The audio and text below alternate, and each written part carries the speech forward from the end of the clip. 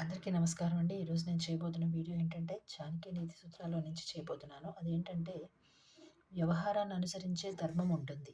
అలాగే వ్యవహారంలో పక్షపాతం చూపకూడదు.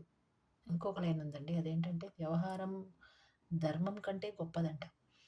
ఈ 3 కొంచెం ఇంచుమించుగా ఒకేలా ఉన్నాయండి. మనం చేసే పని గురించి ఇక్కడ ప్రస్తావించడం జరిగిందనమాట. వ్యవహారం అంటే మనం చేసే పని అని కూడా మనం చెప్పుకోవచ్చు. వ్యవహారాన్ని అనుసరించే ధర్మం ఉంటుందంటండి. మనం చేసే పనిని బట్టే ఆ పని ఆ పనికి సంబంధించి మనం చేయొచ్చా? లేదా? అనే ఒక నియమం అనేది ఆధారపడి ఉంటుంది.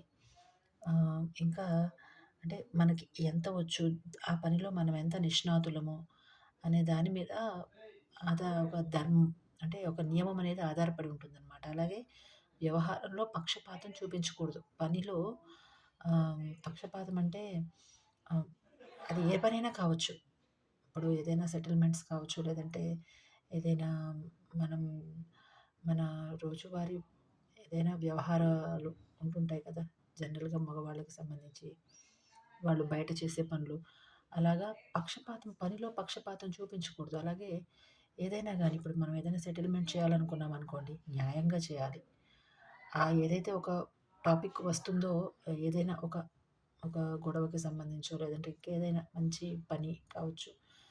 ఏదైనా దానికి రిలేటెడ్‌గా వచ్చినప్పుడు సరైన రీతిలో న్యాయంగా మనం ఆ పని చేయాలనమాట.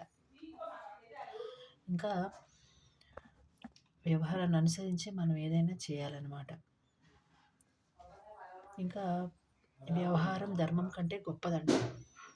మనం ఏదైనా ఒక పని అనుకున్నప్పుడు ఆహ్, ఈ పని చేయాలి, ఈ పని చేయకూడదు లేదంటే ఇంకా చెప్తూ ఉంటారనమాట. అట్లాగా ధర్మం కంటే గొప్పదంటే ఇప్పుడు సపోజ్ ఆహ్, ఏదైనా వ్యవహారం అంటే ఇప్పుడు మనము జాబ్ కింద కూడా తీసుకోవచ్చు. ఇప్పుడు ఏదైనా మటన్ కట్ చేసేవాడు ఉన్నాడనుకోండి. పాపం వాళ్ళ వృత్తి ధర్మం కాబట్టి ఖచ్చితంగా చేయాల్సిందే. జీవహింస చేయకూడదు.